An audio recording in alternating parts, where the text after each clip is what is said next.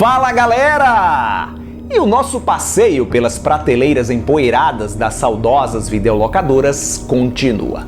Nesse programa vou falar sobre Eaten Alive, produção setentista comandada por Tobe Hooper, o saudoso Tobe Hooper, o diretor de O Massacre da Serra Elétrica, falecido em 2017. Prepare-se para voltar à era de ouro do VHS com Videonasties Revival.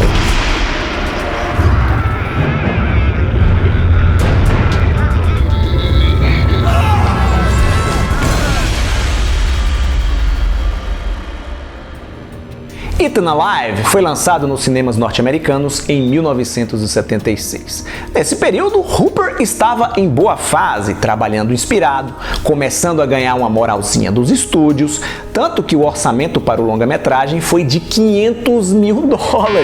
Uma merreca mesmo para aquela época, mas quase o dobro do que ele dispunha quando filmou Texas Chainsaw Massacre 2 anos antes. No entanto, a recepção por parte do público foi morna, bem abaixo do esperado, o que levou a obra a ser relançada nos anos seguintes com títulos diferentes: Legend of the Bayou, Horror Hotel, Starlight Slaughter, entre outros. Embora seja inédito no Brasil até hoje, por aqui ficou conhecido como Devorado Vivo, o título que a produção recebeu na Argentina.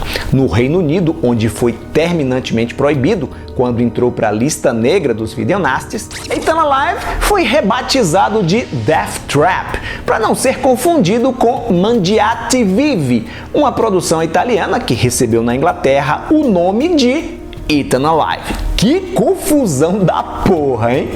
Pois bem, a trama se desenrola em um velho hotel à beira de uma estrada do Texas, um lugar extremamente agradável, só que não, cujo proprietário é um sujeito chamado Judd, um caipira tarado e psicótico, cujo animalzinho de estimação é um crocodilo africano, olha só que lindo, que vive em um cercadinho, um pântano improvisado na frente do estabelecimento. A dieta do bichinho, claro, só podia ser os desavisados hóspedes do hotel.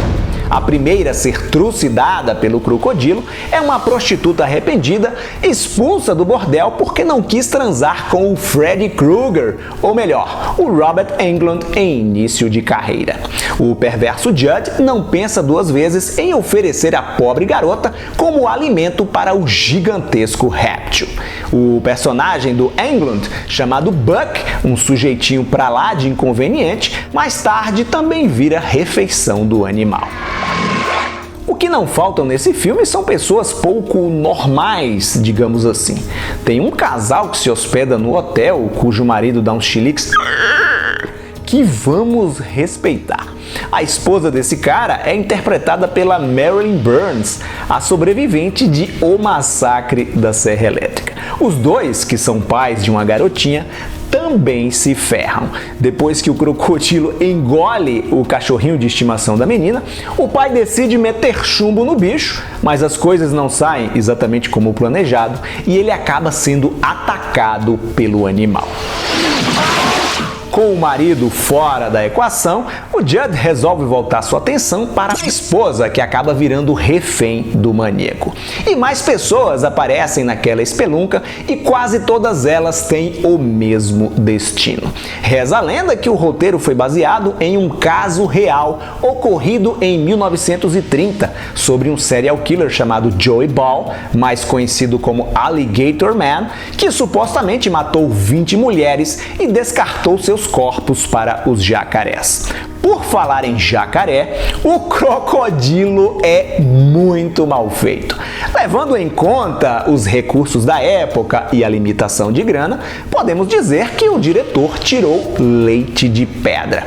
Assim como Spielberg em Tubarão, Hooper evita mostrar o bicho em detalhes, que aparece nas sombras, de relance, exceto no final, quando podemos perceber toda a sua tosquice. Embora seja superior a muitas baboseiras que Hooper viria a fazer nos anos seguintes, Devorado Vivo não chega perto de O Massacre da Serra Elétrica, o melhor trabalho do diretor, aquele pelo qual ele viria a ser reverenciado.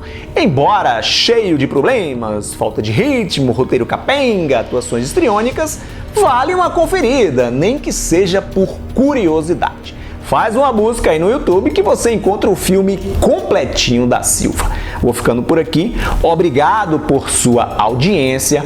Nesses tempos de family friendly, politicamente correto, o seu like é muito importante, porque eu desenvolvo programas voltados para o público adulto, algo cada vez mais raro na plataforma. Sendo assim, se você gostou, senta o dedo no like, compartilhe o vídeo com seus amigos nas redes sociais e assine o canal.